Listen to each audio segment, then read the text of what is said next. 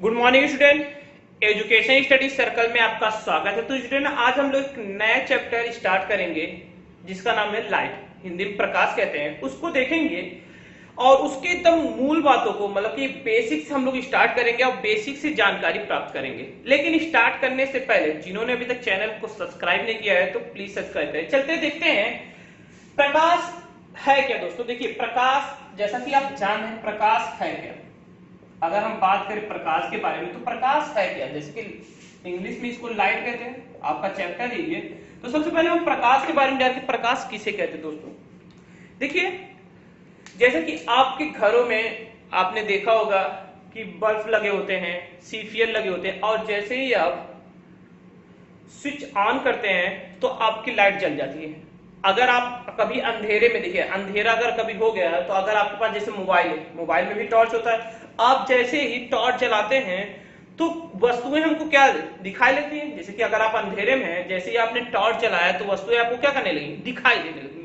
तो प्रकाश है क्या, तो प्रकाश देखिए जिसे हम कह सकते हैं प्रकाश एक प्रकार की ऊर्जा है जिसके कारण हमें वस्तुएं दिखाई देती है। सिंपल सा इसका परिभाषा अगर आप बनाए तो प्रकाश एक प्रकार की ऊर्जा है,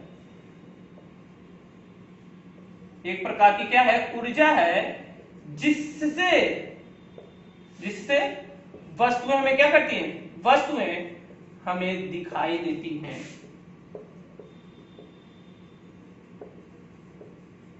तो प्रकाश क्या है, एक प्रकार की ऊर्जा है जिससे वस्तुएं हमें क्या करती हैं, दिखाई देती हैं। तो सिंपल से है कि आप अगर अंधेरा, देखिए सिंपल सा अगर एग्जांपल आपके सामने कि आप कभी भी अंधेरे कमरे में जाते हैं और कुछ नहीं दिखाई देता, लेकिन जैसे ही आपने टॉर्च जलाते हैं तो वस्तु हमको दिखाई देती है। कैसे दिखाती है इसको भी समझ लेते हैं। अगर इसके बारे में डीपली समझें, देखिए प्रकाश के कारण हमें दृष्टि में क्या होती है, प्रकाश से दृष्टि संवेदना होती है, संवेदना होती है, दृष्टि संवेदना होती है। ठीक है, तो ये आपकी परिभाषा है प्रकाश की। एक परिभाषा और ये जो एक परिभाषा है वो भी बहुत अच्छा है, उसको थोड़ा समझना पड़ेगा। देखिए जब हम टॉर्च जलाते हैं, आपने देखा होगा जो आपके पास मोबाइल होगा या कुछ भी हो, तो आप जैसे ही टॉर्च जलाएं, ठीक है, ऑन जैसे ही करते तो आपके पहले सीफियल से या तो हम कहें मोबाइल से पहले प्रकाश किरण निकलती है तो उस वस्तु पे पड़ती है। जैसे उस वस्तु पे पड़ी, तब उस वस्तु से पड़ने के बाद जब उस वस्तु से टकराती है, मतलब कि उस वस्तु से पड़ी, फिर वहां से क्या होती है, परिवर्तित होकर हमारे आंखों पे पड़ती है, जिसके कारण वस्तु दिखाई देती है। मतलब जब हम किसी वस्तु पे टॉर्च जलाते हैं, मतलब कि जब हम टॉर्च जलाते हैं तो वो टॉर्च की जो रोशनी होती है वो किसी वस्तु पे पड़ती है, और पड़ने के बाद क्या वहां से पड़ी, मतलब उस पे पड़ने के बाद क्या हो जाती है, वहां पे पड़ने के बाद वो परिवर्तित होती है, मतलब कि उससे टकराती है, टकराने के बाद वो हमारे आंखों पर पड़ती है, जिसके कारण वस्तु में दिखाई देती है। ये मत कहिए अगर हम अंधेरे में तो अपने आंख में टॉर्च थोड़ा ही जला देते हैं, अगर हम अपने आंख में टॉर्च जलाएंगे तो वस्तु दिखेगी। आप जस्ट इमेजिन करिए कि अगर कोई वस्तु पे अगर आप टॉर्च जलाए हैं, मतलब कि आप अपने आंख में टॉर्च जला देते, क्या वो वस्तु दिखेगी, नहीं। जब आप टॉर्च उस वस्तु पे डालेंगे, मतलब जब टॉर्च की रोशनी उस वस्तु पे पड़ेगी तभी तो वो वस्तु दिखेगी। तो इससे क्या है, देखिए हम जब टॉर्च जलाते हैं जो प्रकाश किरण उस वस्तु पर पड़ता है ना, उसे आपतित किरण कहते हैं। क्या कहते हैं, आपतित किरण कहते हैं। और जब वो परावर्तित होती है, वही जब प्रकाश किरण परावर्तित होकर हमारे आंखों पर पड़ती है तो उसे परावर्तित किरण कहते हैं। क्या कहते हैं, परावर्तित। तो सिंपल सी बात है, जब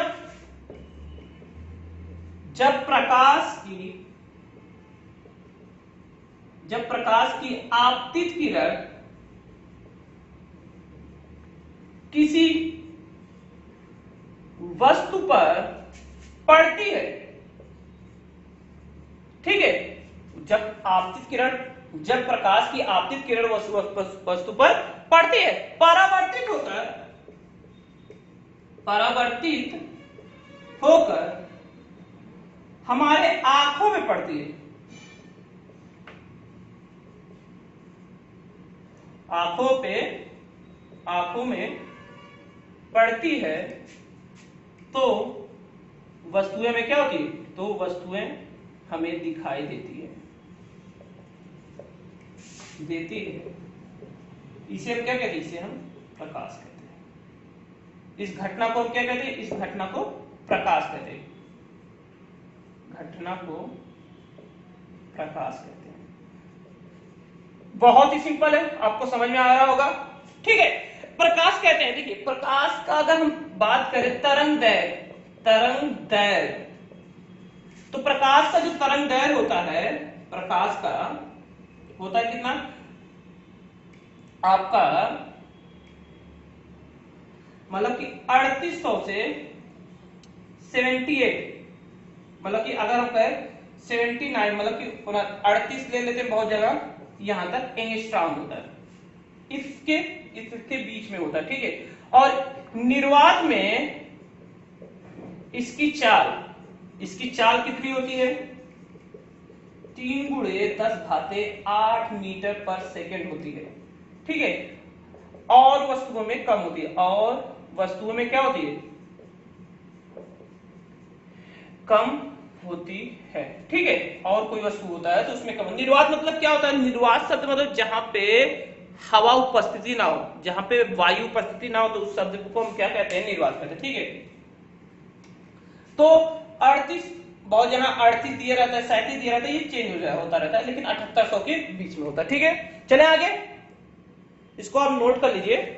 ठीक है, बहुत ही अच्छा एग्जांपल है प्रकाश के बारे में। अब इसके बारे में पूछाते हैं, मोस्ट इंपॉर्टेंट परिभाषा, इसको आपको समझना पड़ेगा। प्रकाश का परावर्तन, आपको प्रकाश को 100% आ गया होगा, अगर आ गया तो कमेंट करके बताइए कि आपको एकदम अच्छे से समझ में आ गया। देखिए प्रकाश का परावर्तन, प्रकाश का परावर्तन क्या है, अब इसके बारे में समझिए। देखिए सबसे पहले हम आपको बेसिक चीज बताते हैं, माध्यम क्या है। देखिए प्रकाश जो होती है वो किसी ना किसी माध्यम में चलती है। अब माध्यम शब्द का उपयोग हुआ तो माध्यम है क्या, देखिए माध्यम आपका होता है हवा, मतलब जिसे हम कहते हैं वायु। ठीक है, फिर क्या है आपका जल है। ठीक है, फिर उसके बाद क्या है, कांच है, और इसके बाद है, तो ये सब आपके क्या है, ये सब माध्यम है। तो अभी हम जब अगर हम शब्द यूज करें माध्यम का, तो आप किससे समझेंगे कि हवा हो सकता है, जल हो सकता है, कांच हो सकता है। तो माध्यम शब्द का अगर हम यूज करेंगे तो ये आपका होगा। ठीक है, तो आप देखिए प्रकाश का परावर्तन आपको चुटकियों में कैसे याद होगा। आप बहुत ही सिंपल परिभाषा एक बार हमारे साथ रिवीजन करिए। जब प्रकाश की आपतित किरण अभी आपने देखा ना, जो टॉर्च से हम चलाते हैं, जो पहली रोशनी वस्तु पड़ती है उसे आपतित किरण कहते हैं। जब प्रकाश की आपतित किरण एक माध्यम से चलकर मतलब वायु, जल, कांच, एक माध्यम से चलकर किसी दूसरे माध्यम के चिकने तल पर पड़ती है। ठीक है, जब प्रकाश की आपतित किरण किसी एक माध्यम से चलकर किसी दूसरे माध्यम के चिकने तल पर पड़ती है, तो वह उसी माध्यम मतलब जैसे कि वायु में आई थी, तो वायु उसका एक माध्यम, तो वायु ही माध्यम में, उसी माध्यम में पड़ती है। दूसरे जब चिकने तल पर पड़ती है तो टकराने चिकने तल पे पड़ती है, तो वह उसी माध्यम में वापस लौट जाती है। तो प्रकाश की इसी घटना को हम क्या कहते हैं, प्रकाश का परावर्तन कहते हैं। इसके दो नियम है, आपतित किरण, परावर्तित किरण और अभिलंब, तीनों एक ही तल में होते हैं। आपतन कोण और परावर्तन कोण का मान क्या होता है, एक दूसरे के बराबर। तो देखिए इसकी समझे, फिगर क्या है इसका, ये हमारा फिगर है। मान लेते हैं हमारी जो प्रकाश किरण पहले वायु में चल रही है, तो ये वायु से आई। ठीक है, ये किसी दूसरे माध्यम की चिकने तल से टकराई और फिर उसी माध्यम में वापस लौट गई। मतलब यहां भी वायु था, यहां भी तो वायु ही है ना, उसी माध्यम में वापस लौट। जैसे देखिए जब प्रकाश की आपतित किरण, इसे हम क्या कहेंगे, इसे हम कहेंगे आपतित किरण। ठीक है, आप समझते भी, जब प्रकाश की आपतित किरण किसी एक माध्यम से चलकर किसी दूसरे माध्यम के चिकने तल पर टकराती है, तो वह उसी माध्यम में वापस लौट जाती है। तो इसे परावर्तित किरण कहते हैं। क्या कहते हैं, परावर्तित किरण। ठीक है, नोट भी कर दे। तो उसी माध्यम में क्या हो जाती है, वापस लौट जाती है। तो प्रकाश की इसी घटना को हम क्या कहते हैं, प्रकाश का परावर्तन कहते हैं। और इसकी जो मध्य रेखा होती है, इसकी जो मध्य रेखा होती है उसे हम क्या कहते हैं? अभिलंब कहते हैं। इसे क्या कहते हैं? अभिलंब। ठीक, अब देखिए इसका आपतित किरण ये है, एक देखिए बिंदु है, आपतित किरण, परावर्तित किरण और अभिलंब तीनों एक ही तल में होते हैं, एक ही बिंदु में होते हैं। क्लियर है? पहला नियम। यह जो कोण बनता है आपतन कोण आई और इसे परावर्तन कोण आर, ये एक दूसरे क्या होते हैं? बराबर होते हैं। क्लियर है? आप इसे नोट भी कर लीजिए। देखिए लिख लीजिए परिभाषा। जब प्रकाश की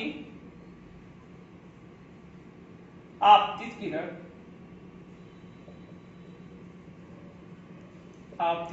जब प्रकाश की आपतित किरण किसी माध्यम से चलकर, जब प्रकाश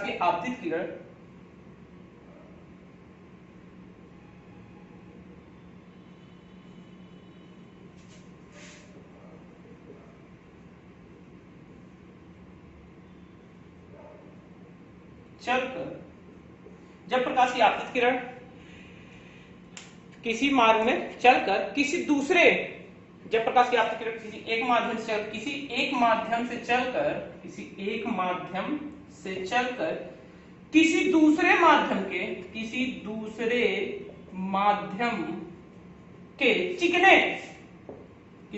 माध्यम के चिकने तल पर पड़ती है तो वह उसी माध्यम में, यही मेन पॉइंट है, उसी माध्यम में वापस लौट जाती है।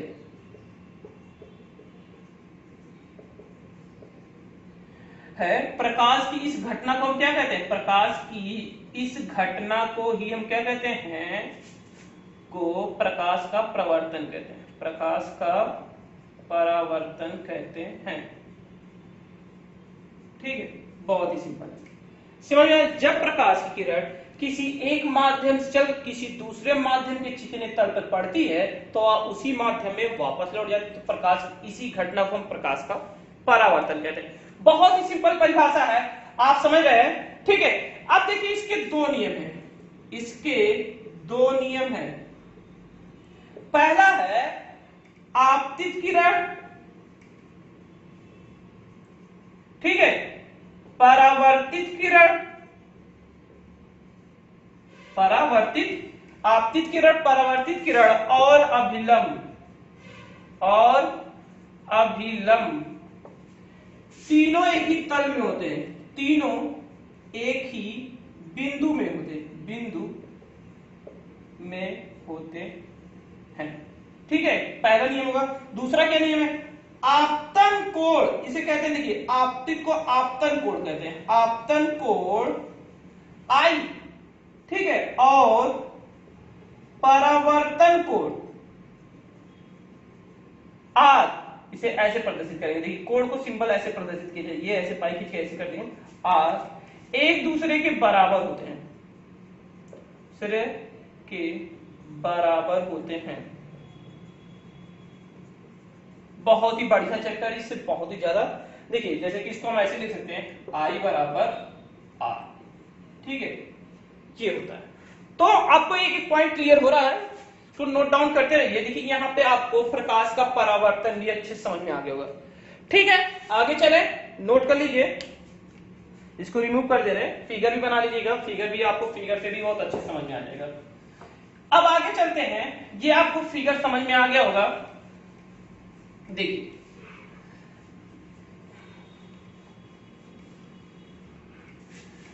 अब आते हैं, जैसे कि अब देखिए इसमें कुछ, अगर हम लोग दर्पण के बारे में देख लें तो सबसे पहले बात हम दर्पण देखते हैं। देखिए दर्पण दो प्रकार के होते हैं। दर्पण जो बेसिक चीजें हैं, दर्पण देखिए क्या है, दर्पण दो प्रकार, एक गोली दर्पण होता है, एक समांतर दर्पण होता है। तो गोली दर्पण के बारे में बात करेंगे।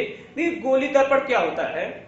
जब किसी गोले कटे हुए कांच को, जब किसी गोले मतलब कि जब किसी गोले कटे हुए कांच के तल को, जब किसी गोले कटे हुए कांच के तल किसी एक भाग पर क्या करते हैं, जब किसी गोले कटे हुए मतलब गोली दर्पण, मतलब दर्पण देखिए दो प्रकार के होते हैं। नंबर एक पे होता है गोली दर्पण, तो हमारा मेन काम है गोली दर्पण से, इसीलिए हम लोग गोली दर्पण चले। और इसके बाद होता है समांतर दर्पण,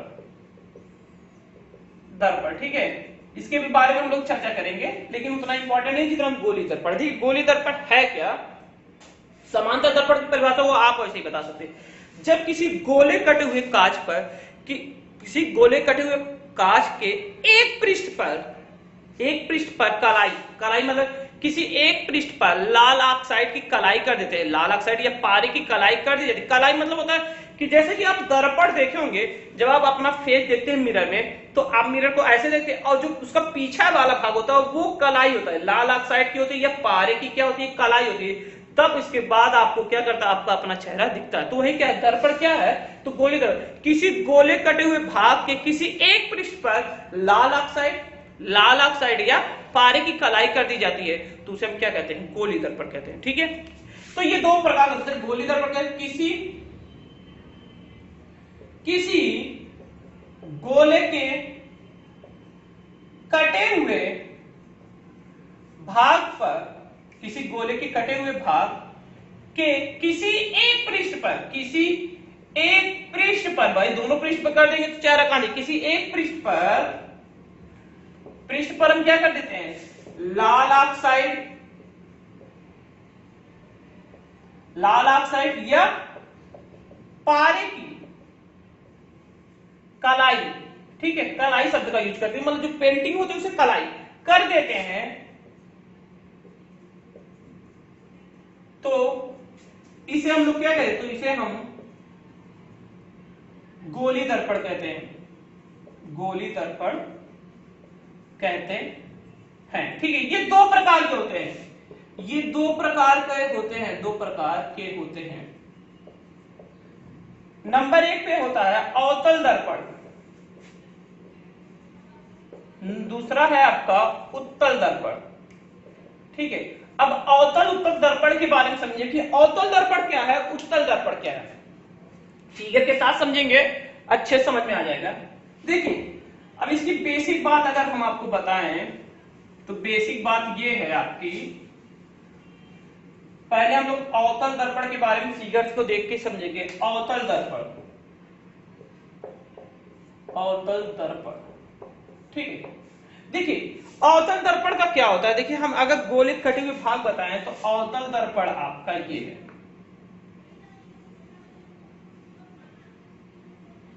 ठीक है। और उत्तल दर्पण का हम फिगर बना दें तो इसी वक्त देख लीजिए उत्तल दर्पण का ये, मतलब इसी का उल्टा अगर हम कर दें, इसको ऐसे पलट देते हैं तो ये हमारा उत्तल दर्पण हो जाता है। अवतल दर्पण मतलब वह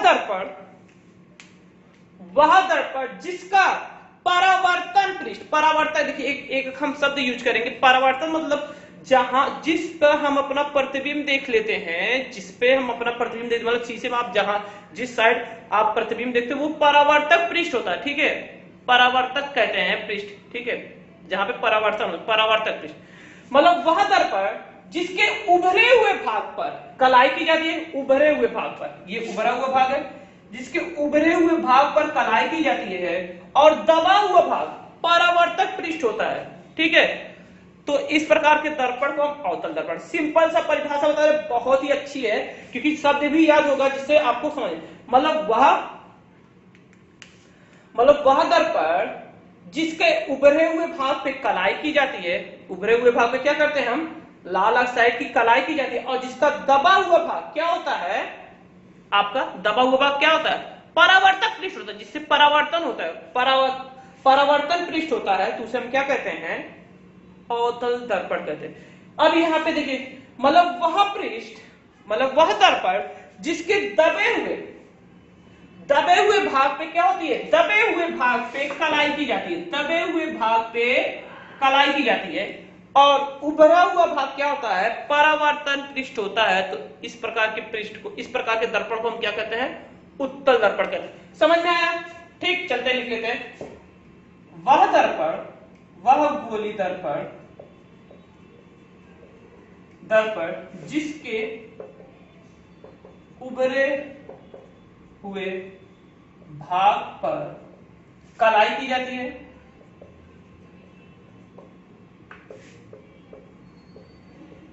जिसका उभरे हुए भाग पर कलाई की जाती है, जिसका दबा हुआ भाग परावर्तक पृष्ठ होता है। दबा हुआ भाग क्या हो? दबा हुआ भाग परावर्तक पृष्ठ होता है। तो इसे हम क्या करें? तो इस प्रकार के दर्पण को हम क्या कहते हैं? इस प्रकार के दर्पण को अवतल दर्पण कहते हैं। अवतल दर्पण कहते हैं। नोट करते रहिए आप अच्छे से। उत्तल दर्पण क्या है आपका? देखिए, बेसिक चीज अगर आप जानते रहेंगे तो इसके आगे बहुत ही इंपॉर्टेंट निगमन होने वाले हैं, क्योंकि जो आपका 12 मतलब अगर एक बात करें, जो क्लास 12 है, क्लास 12, उसमें मेन न्यूमेरिकल है, परिभाषा से ज्यादा। लेकिन जब तक आप परिभाषा अगर एक एक चीज को नहीं समझ आगे, हम अवतल दर्पण उत्तल दर्पण के बारे में बात करेंगे कि उत्तल दर्पण से निगमन करिए, अवतल दर्पण से निगमन करिए, तो आपको समझ में नहीं आएगा कि कौन सा उत्तल दर्पण है। इसीलिए बेसिक से हमने एक एक पॉइंट को नोट कर रहे हैं, जो आप पिछली कक्षा पढ़े, इसीलिए इस कक्षा में भी आपको बताया जा रहा है। देखिए, उत्तल दर्पण क्या होता है? उत्तल दर्पण वह दर्पण, देखिए अगर आपको वीडियो पसंद आ रहा हो तो जो लोग चैनल पर नए हैं, जिन्होंने अभी तक चैनल को सब्सक्राइब नहीं किया, तो प्लीज सब्सक्राइब कर ले। वह दर्पण जिसके दबे हुए भाग पर कलाई होती है और उभरा हुआ भाग क्या होता है? परावर्तक पृष्ठ होता है। परावर्तक पृष्ठ होता है। तो इस प्रकार के दर्पण को हम क्या कहते हैं? तो इस प्रकार के दर्पण को उत्तल दर्पण कहते हैं।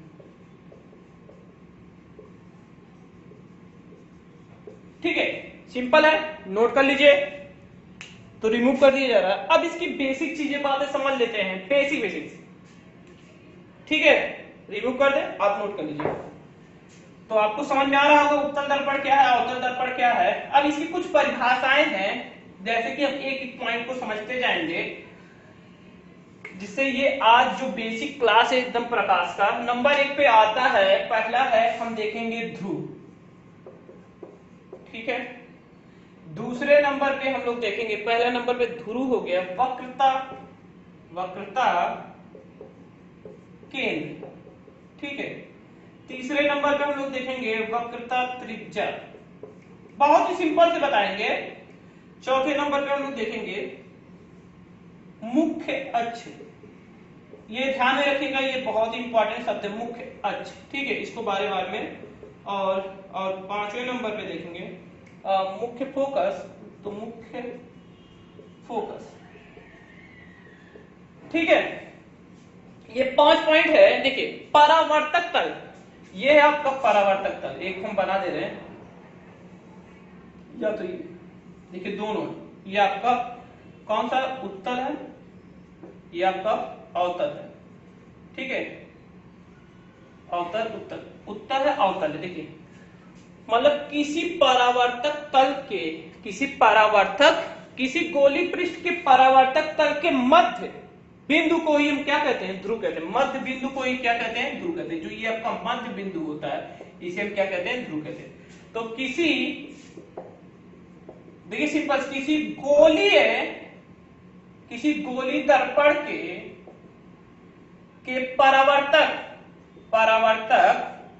परावर्तक पृष्ठ के मध्य बिंदु को,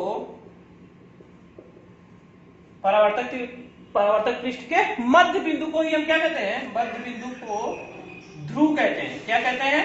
ध्रुव कहते हैं। ठीक है, इसे हम P से प्रदर्शित करते हैं। इसे हम किससे प्रदर्शित करते हैं? P से करते हैं। ठीक है, सिंपल सा है, इसलिए इसको हम आपको ओरली बताएं। अब वक्रता के किसी गोली दर्पण के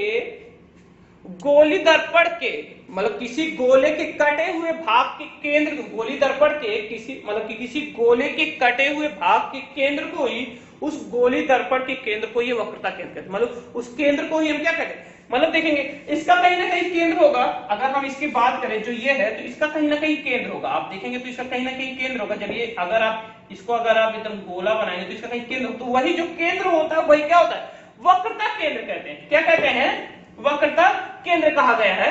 ठीक है, तो किसी गोले के, मतलब गोले के, आप लिख सकते किसी मतलब गोले के केंद्र को ही गोली दर्पण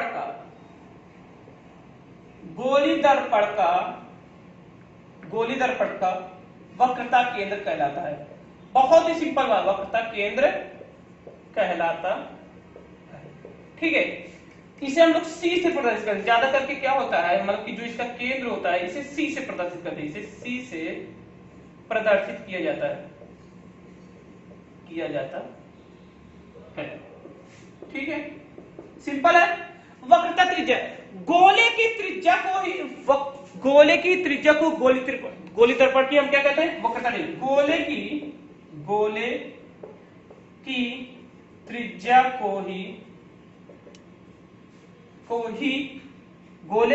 को ही हम क्या कहते हैं, गोली दर्पण की वक्रता त्रिज्या कहते हैं। गोली दर्पण की वक्रता त्रिज्या कहते हैं, वक्रता त्रिज्या कहते हैं। इसे हम लोग किससे प्रदर्शित, इसे हम आर से प्रदर्शित करते हैं। ठीक है, स्मॉल आर भी कह सकते हैं आप। अब आता है मुख्य अक्ष। तो देखिए, ठीक है, मुख्य अक्ष किसे कहते हैं, वक्रता मतलब कि वह रेखा, मतलब कि मुख्य अक्ष किसे कहते हैं, वह रेखा जो ध्रुव, मतलब जो वक्रता केंद्र, मतलब कि वक्रता त्रिज्या ध्रुव और वक्रता त्रिज्या और क्या कहते हैं, मतलब कि वह रेखा जो ध्रुव मुख्य अक्ष से कह सकते हैं, वह रेखा जो वक्रता केंद्र और ध्रुव से होकर जाती है उसे हम क्या कहते हैं, मुख्य अक्ष कहते हैं। वह रेखा जैसे कि ये जो रेखा ने, ये देखिए ध्रुव से होकर जा रही है, यहां से अगर वक्रता केंद्र, मतलब वह रेखा जो ध्रुव और वक्रता केंद्र से होकर जाती है, तो इस रेखा को मुख्य अक्ष कहते हैं। ठीक है, इस रेखा को हम क्या कहते हैं, मुख्य, मतलब कि वह रेखा जो वक्रता केंद्र और वह रेखा जो ध्रुव और वक्रता केंद्र से होकर जाती है। मतलब देखिए, अगर ये रेखा की बात करें तो ये रेखा मुख्य अक्ष नहीं है आपका, मतलब वह रेखा जो वक्रता केंद्र और ध्रुव से होकर जाए, मतलब जिस रेखा पर ध्रुव का बिंदु भी पड़े और वक्रता केंद्र का भी बिंदु पड़ता है, तो उसे हम क्या कहते हैं, मुख्य। तो मुख्य फोकस क्या है, इसको समझ लीजिए, इसको और भी अच्छे समझाएंगे। प्रकाश से चलने, किसी बिंदु से चलने वाली प्रकाश किरण परावर्तन या अपवर्तन पर जिस बिंदु पर मिलती है या जिस बिंदु पर मिलती हुई प्रतीत होती है उसे हम क्या कहते हैं, मुख्य फोकस कहते हैं। ठीक है, मुख्य फोकस किसे कहते हैं, किसी बिंदु से प्रकाश की, किसी बिंदु से चलने वाली प्रकाश की, किसी बिंदु से चलने वाली प्रकाश की किरण जिस बिंदु पर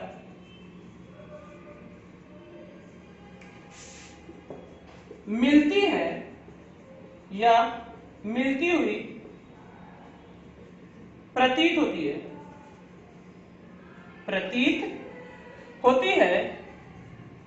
उसे हम क्या कहते हैं, उसे हम मुख्य फोकस कहते हैं।